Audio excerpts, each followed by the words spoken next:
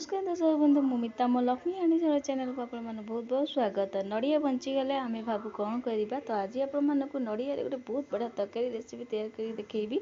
आगुरी आपण सहित नड़िया बरा रेसिपी शेयर करी कि आज आम बिना पियाज रसुण नड़िया बरा तरकारी बना जोटा खावा बहुत टेस्ट लगे और बहुत बढ़िया लगे। तो बिना पियाज रसुण बनवा तो पूजा उपास भी खाईपारे। तो आज आपण सहित बिना पियाज रसुण नड़िया बरा रेसिपी शेयर करी। तो आशा करुँच आज वीडियो आपण निश्चिंत भल लगे। तो चलते देखी ना आज रेसिपी।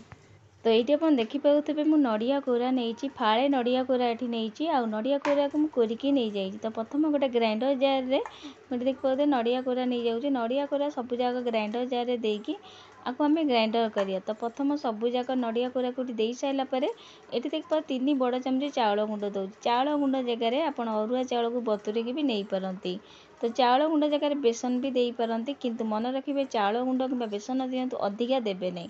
तो ये देखिए बिना पियाज रसुण करी मुझे रसुण दौनी अदा नहीं अधिका करी गोटे चमची कंचा जीरा नहीं गोटा जीरा आ गोटे कंचा लंका नहीं। तो आप रसुण पियाज जब कर रसुण दे पारती अल्प टिके पानी देकी ग्राइंडर कर चिकन करी। तो ये आप देखिपे मुझे ग्राइंडर कर बहुत बढ़िया भाव चिकन करके मन रखिए बेसी पानिया करेंगे काठुआ काठुआ को बाटे कहीं नड़िया पानी अंश अच्छी तो पानी देवेनि अल्प पानी देकी बाटे। तापर से बैटर को गोटे बाउल को काढ़ी से सेम जार पुणी थे मसला बाटियापाई खंडे अदा नहीं 2 चमची राशि नहीं धला राशि गोलमरीच 4-5टा नहीं गोटे टमाटर। तो ये बिना पियाज रसुण कर मसला नहीं जदि आप रसुण पियाज कर रसुण दे पारती पियाज भी दे पारती। तो ये सब को अल्प टिके पानी देकी बाटी आना मसला को। तो ये आम मसला हो सारी बहुत बढ़िया भाव बाटी आनी एवं साइड करवा। बरा बनवाई प्रथम आम नड़िया देदेबा स्वाद अनुसार लुण 1/2 चमची गरम मसला आप चाहिए ये चाट मसला भी दे पारते। ये खाली लुण आ गरम मसला मुझे गरम मसला निश्चित देवे बहुत टेस्ट लगे बरा। तो ये सब जिन को मिसई सारापर गोटे मीडियम आलू को मुझे सिझे नहीं दे दूँगी। आलू को मुझे घोरिकी नहीं गेटे घोरी नहीं सीझा आलू नहीं आप सीझा आलू ने गोटे आलू दबा द्वारा आम बरार टेस्ट बहुत बढ़िया लगे। थे करके देखिए यपरी रखिए गोटे कथा आलू दिंतु कि चाउल ये 2टा जाक अधिका देवेनि आदि बेसन भी दौरान अधिका देवेनि जदि एगुड़ाक अधिका देवे तो नड़ियार टेस्ट जमा आसवानी आम बरारे। तो ये आप देखिपे मुझे भल भाव मिसई सारी आठ देखिए यही हवा दरकार आ पानी जमारू देवे नहीं। तो ये आम बरा करने रेडी हो सारी एवं चलते बरा करनवा।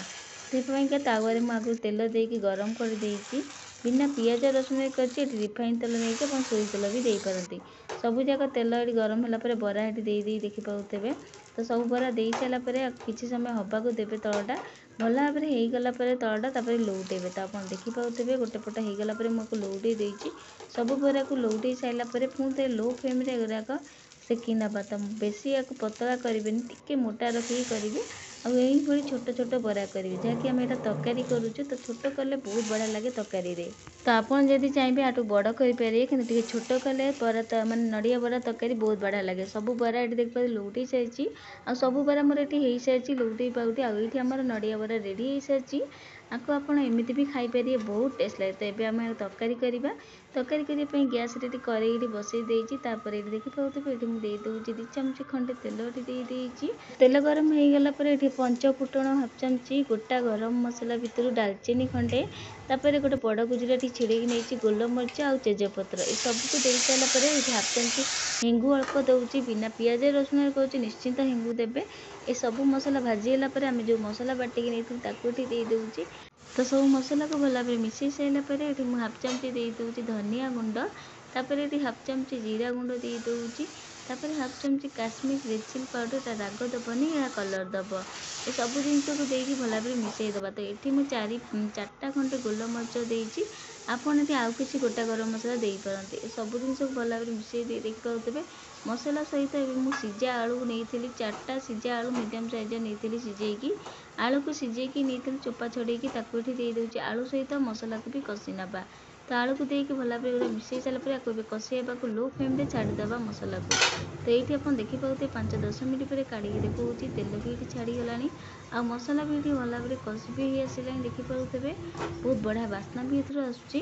तो ये मुझे पानी दूसरी मसला भल भाव कषि है ही पानी देवे तो ये मुझे पानी दूसरी पानी टी अधिका करके देवे कहीं आम बरा दबा बरा टी पानी सोप करे तो से अधिका पानी की देवे जहाँकि आगू बरा देला बेले ये पानी भल भाव में आम जमी झोल रही तो सब जिन पानी दे सारापर स्वाद अनुसार ये लुण देदेची हाफ चामच हलदी गुंड देदेची हलदी गुंड शेष को दूसरी आप कषिला बेले मसला दे पारती तो सब जिन को मिसेक फुटा को छाड़ीदे तो ये आप देखिपे 5 मिनट पर काढ़ी देखा बढ़िया भाव में फुटीगला आबे आम देदेबा आम बरा को जो आम कर नड़िया बरा सब गोटे गोटे कर नड़िया बरा देदेबा नड़िया बरा देकी 5 मिनट बेस समय आपको फुटेबे नहीं तो ये आप देखिपे सब बरा देकी टिके नाक हल्का यहाँ मिसेकी 5 मिनट जाए आम फुटेया को छाड़िया जहाँकि बरा टिके झोल सोप कर नब तो ये आप देखिपे देकी टिके नाक मिसई सारी ये किसी गोटा गरम मसला मुझे ये गुंड मसला मुझे देविनी तो 5 मिनट जाए खाली फुटेक छाड़ी नवा तो ये आप देखिपे 5 मिनट पर काढ़ी देखा